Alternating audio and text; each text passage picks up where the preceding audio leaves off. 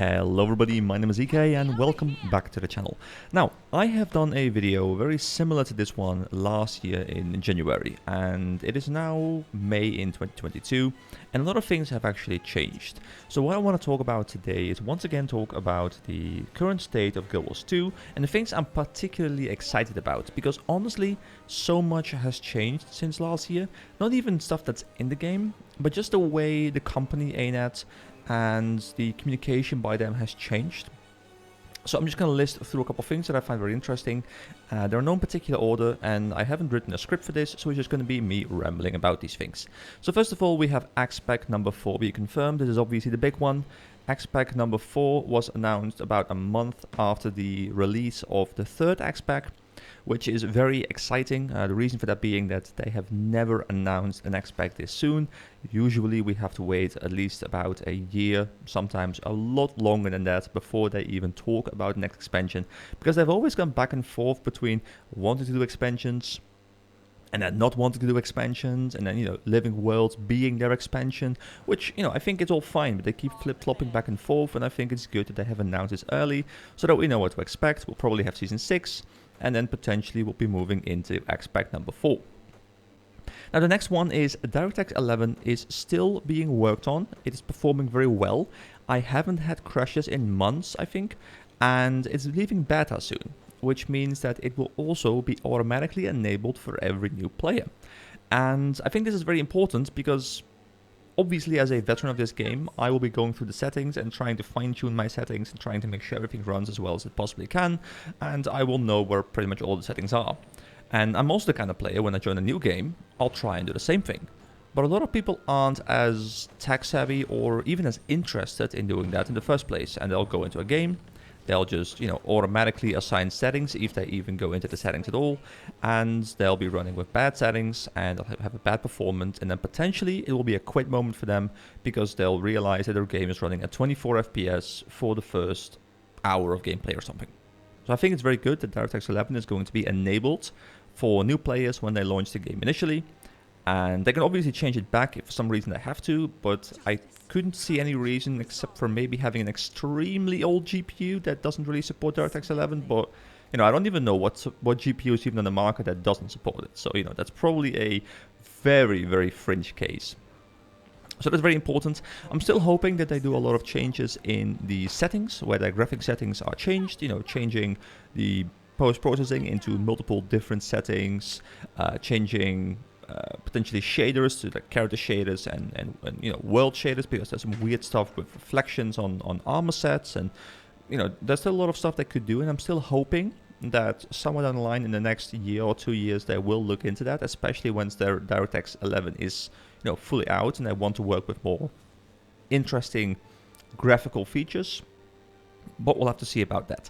Another thing that's very important, and this really ties in with the whole DirectX 11 thing being enabled for new players, is that they have announced that they are working on Steam and they want it out this year. They haven't given us a date, and I would expect the date to be rather late in this year, probably somewhere between September and December. But the fact that they're working on it is very important, because I think Steam could be a great opportunity for this game. I think Steam is extremely important, because Steam is a massive platform with millions and millions of players, probably like hundreds of millions if I had to guess. Like, I don't know how big Steam is, but I think Steam is enormous.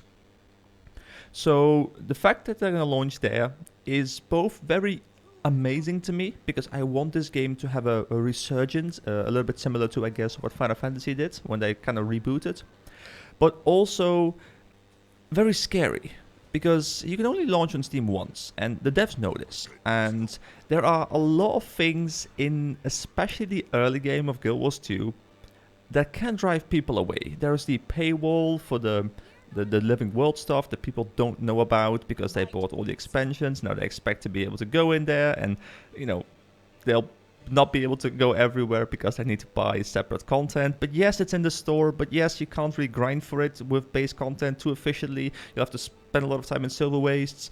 But, you know, you can buy it with your real money, but you don't know that beforehand. Like, it's this big mess that I'm still hoping they kind of like bundle in together.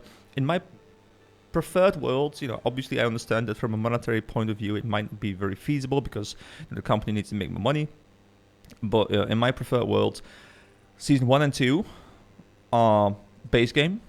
3 is included with Heart of Thorns and does with Path of Fire because it's a bundle. Season 4 is also Path of Fire.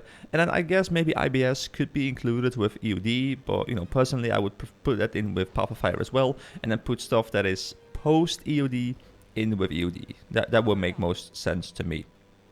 But yeah, I'm still hoping that they find a way to make it all free and just have it be bundled in with the expansions, or have it be so that you really clearly see that you need to buy this extra bit of content. But that might scare people away from their initial purchase. So it's this whole big mess. But yeah, I'm very excited about the Steam launch, and that ties me into my next point. And my next point is Season 1 being back. Well, Season 1 being currently re-released. So recently we have had the first episode, we had Flame and Frost drop, and I think they did the execution very well. Because I've been saying to friends for quite some time now that I was really scared that they were going to do Season 1 in a way that is similar to the way they did, Season 4, IBS, End of Dragons, where it was very high quality. Because if we did that, then we had this very awkward situation where you finished the base game, you killed Zaitan. Spoilers, maybe, if anyone hasn't played that yet. But, it's 10-year-old content. I feel like I should be able to talk about it. Anyway, we kill Zaitan, and then we go into Season 1, and it's this really high-quality thing where everything, is animated very well. Like, the story structure is great, the voice acting is great, etc. We finish it, Scarlet gets killed, Mordremoth gets unleashed upon the world, and then we go into Season 2, and, well, the quality takes a massive drop, and that would create a quit moment because people were like, what is this quality? We're not used to this. So I think the way they did Season 1 was very well done. I think they had a nice balance between reusing previous content, adding in some new content. For me, what's very important is bringing back achievements, because I think it's very important if you have an achievement system with a ladder even in there, that it is technically possible to get every single achievement as a new player.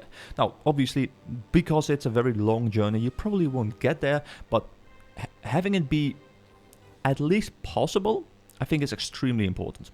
But yeah, Season 1 is back, or at least, they're working on it being back. They're going to release it in, I think they said 5 episodes across 2022, which means that by the time the Steam launches here, which I will be assuming is after Season 1 is done, players can go from the base game to Season 1 to Season 2 to Heart of Thorns, Season 3, Path of Fire, Season 4, IBS, EOD, and be done. And then they have managed to play the entire story up until the point we are at right now, and presumably will be going into Season 6, or we'll have 1 or 2 episodes of Season 6 potentially already out. And I think it's extremely important when a game prides itself on its story progression, story being a very vital part of the new releases, that players can actually play everything, because otherwise it's kind of like reading Chapter 1 of a book, skipping Chapter 2, jumping into Chapter 3, while Chapter 2 introduces a lot of new characters, and then all of a sudden you're stuck with characters you have no introduction about. So I think it's very important that they do Season 1 very well. Anyway, I'm harping way too long on Season 1 because I think it's so important. So let me move on to the next topic, because the next topic also kind of ties in with the whole new player experience, and it's the fact that they're looking at the new player experience again for the first time, I think, since 2014. So in 2014, they did something that I think they called the New Player Experience 2.0 or something like that. And they changed a couple things, and I think some things were for the better and some things were for the worse. In particular, they changed 2 things that I think were bad, and I'm hoping they revert. The most important one is the story. What they did, I think they did some reshuffling of the story, which I can't remember too well, so I'm not going to talk about that too much. But what they also did is they made it so that you only got story every 10 levels, and you got it in bulk. So, you hit level 10, you get a bulk amount of story, you play through it, it gets you to maybe level 12, level 13 or something, and then you have the next 7, 8 levels to, explore the world and, just level in a very natural way. I think that's fine. For me, I like exploring, I love doing it. But I also understand that some people want to just, play story in a slightly more spread out manner, where, you have a bit of story at level 10 and then a bit at level 12 and a bit at level 15. So the increments between being able to play story and being able to grind are much shorter, because people like, especially when they're really into the story, they like just playing the story continuously and not have these big gaps where if you're a very casual player and maybe you get like 2 or 3 levels every day, you have to wait like 2 or 3 days before you can play the next part of the story, which kind of ruins their feeling of continuous story progression. Now, they could do this by 2 different means. They could, once again, scrap that system where you play everything in bulk, and they could then make it so that you play it like level 12, 15, 17, 18, 20, like just, keep going in a similar sense to that. Or, and this is what I think they're doing, because they've been experimenting with this, they are increasing the rate at which you gain experience. There have been a lot of threads on Reddit about people who start playing the game together. And these people, they're noticing a very weird thing. They're playing together, and often it's like boyfriend, girlfriend or something, like they started this game together, and all of a sudden, like the boyfriend is level 17 and the girlfriend is level 8, and they're like, wait, how does this happen? And they've noticed that the boyfriend is getting 3 times the experience that the girlfriend is getting, or the other way around or whatever. And this is something that ANET has openly stated they're experimenting with. They are looking into increasing the rate at which people get experience. And personally, I didn't think it was really necessary, because I don't think the leveling experience in Guild Wars 2 is bad. I think it's actually rather good, especially the first time through, maybe the second time through as well, because there's a lot of maps you haven't properly seen, because you don't need to see all the maps to level.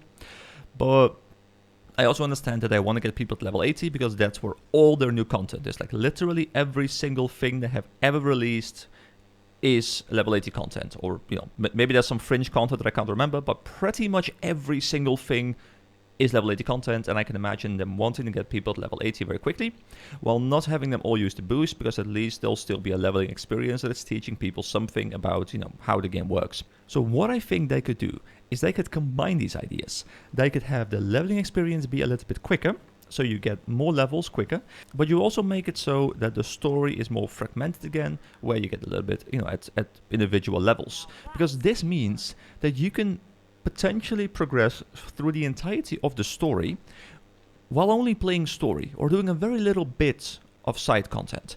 Because I think a lot of people, especially people coming from a game like Final Fantasy, where I think, I haven't played the game as much because it didn't really sit with me that well. I didn't really like the combat too much, but hey, that's a different topic. But I think, as far as I'm understanding, you can play the entirety of the game, you can just play through the entire story, and before you even finish the story, you're capped. Like you can treat it as a single-player game where you just go through the story and you pretty much do nothing else except maybe for some story dungeons. And I think Guild Wars 2 might go for a similar approach now, where you can just play the personal story, and the personal story, maybe a combination with the experience you get from the forced exploration you have to do to get to the new story areas, is going to be sufficient to get you the level cap. And I think that way they can once again reinforce that the story is very important to Guild Wars 2. Anyway, that's enough about the new player experience in terms of the story. There's also one little thing that I think personally I would like to see reverted, but that's a very personal thing, and it's the way skill unlocks work. The way the game works right now is the skills on your skill bar for your weapons are level related.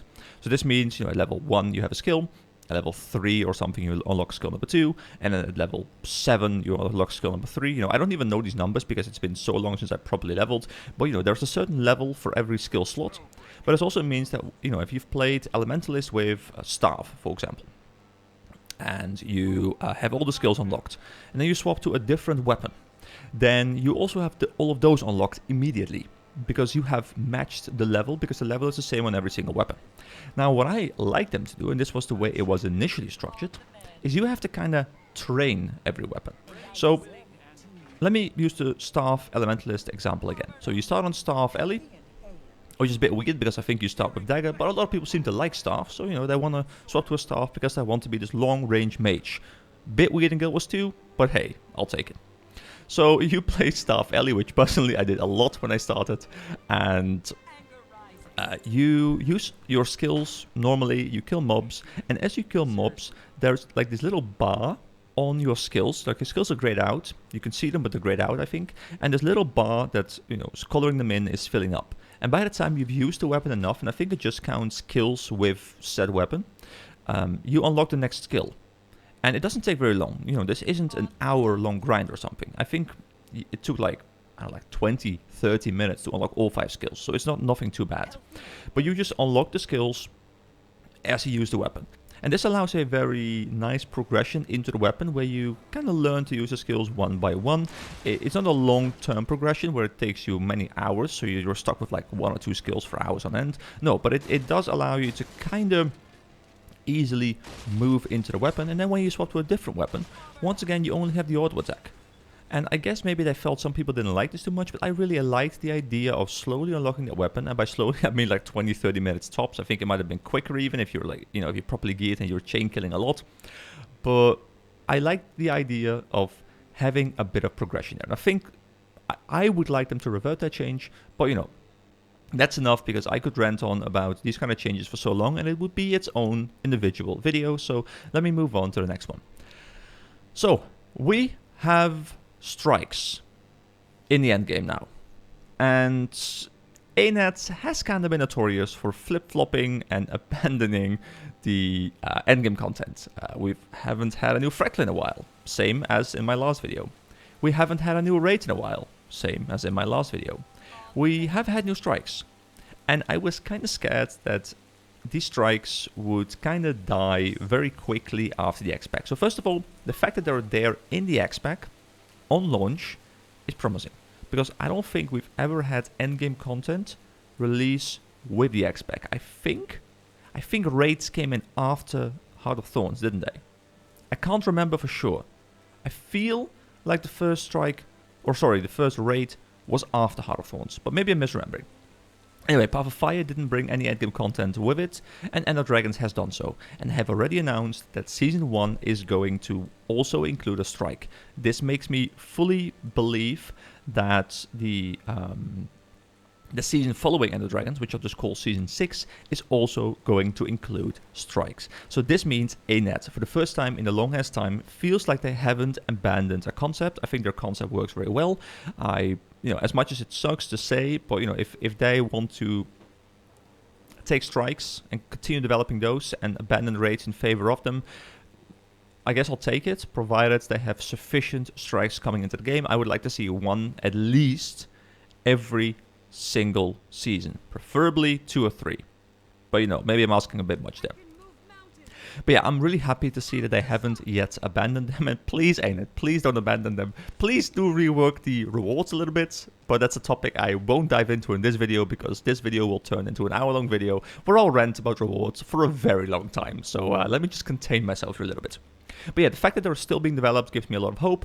They're going to be in Season 1 at the very end, and they're presumably going to be in Season 6, and hopefully the upcoming expansion as well, which I'd like to see in like 2 or 3 years maybe. And this brings me to another topic, monthly communication by ANET. So how do I know all of this stuff? How do I know that ANET is working on all of this stuff? How am I so confident in saying that this year is amazing for Guild Wars 2? Well, it's the fact that ANET has done monthly communication since the xpac dropped, which, you know, hasn't been a very long time, so it's not a very long period of time that they have been proven to do this. But the communication has been clear, the communication has been very honest. They've even mentioned when they weren't able to fix a bug because, you know, they couldn't find the cause of it, but they were still looking into it and they were developing tools for it, etc. So the fact that they're being this open about communication strikes me with a lot of hope for the future. And also the fact that they're talking about very long-term things makes me feel very good about the game. So I'm feeling extremely positive about the future of this game. Yes, End of Dragons didn't change the game as much as some people may have hoped, but they've kind of laid the groundwork now. I feel ANET now has the floor. You know, that they can do whatever they want. And if they nail the Steam launch, the new player experience, the next, you know, couple years of content, this game could flourish. Like, this game could have this massive resurgence that I think this game deserves, because I think the game is amazing, but there have been a lot of mistakes made in the past. And this, with the Steam launch coming up, this is probably the best time they have ever had to properly revitalize the game. The game isn't dead, but dude, the game could be so much more. This game could be enormous. This game could be the biggest MMO in the market. And, you know, maybe I'm a bit exaggerating here because obviously, you know, I'm a bit of a Guild Wars 2 fanboy, but I honestly believe that this game could be enormous. Anyway, we have one last thing that I want to talk about, which isn't really in my wheelhouse too much, but it's the World v. World alliances that are still being worked on. They have confirmed that they kind of dropped development on this for a little bit because they were working on Ender Dragons, which I understand, you know, you want your development power to be on the most prominent, sellable content. But now that that's out the door, they have their team working on the World v. World alliances or World v. World restructuring, or however you want to call it, again, which makes me feel very good, because World v. World is one of those game modes. I've been spending quite some time in it in the past 2 weeks, because I'm finishing up my Conflux. I'm almost done, I need just this week. And I really like World v. World, I really like the idea of World v. World, but I didn't like the fact, or I don't like the fact, that there is no incentive for us to win. Like, I think World v. World would be so cool if people actually cared about winning, because then you'd get, you know, like multiple commanders set up, like, you know, they're communicating among one another, they're trying to achieve certain goals, and currently it's just kind of like, hey guys, you know, want to go take a castle, you know, want to do some pip farming, want to just kill some blobs, you know, just farm some bags. Are we winning? I don't know, I don't care. And I think it's very important if they're winning and there's incentive for winning. You know, winning gives you more rewards. Winning makes your guild more famous. Like, you know, if this is like some very competitive system, or at least somewhat competitive system, I think World v. World has the tools to become, as Anet wants to call it, a pillar of Guild Wars 2. And I think it's possible, but they need to really do well. And I'm cautiously optimistic for it. I think the game mode is really fun, but it needs some care. So those are all the things I wanted to talk about. There were many more things on my list that I initially had here, but I was kind of scared that I was going to make a very long video, and I didn't want to do that. So if you have anything you want to talk about, you know, I might do a follow-up video about the more like small topics. But these are the things that I'm very excited about Guild Wars 2, and I'm really hoping they can deliver on at least most of these. The most cautiously optimistic is definitely me being about, you know, it's definitely about World v. World alliances. You know, I think they'll nail the xpac. I think they'll do DirectX 11 well, because it's practically done already. Season 1 will be great. I have full faith in that after I played the first episode. They're not abandoning strikes. Cautiously optimistic. New player experience rework. I'm really hoping they kind of do some cool things.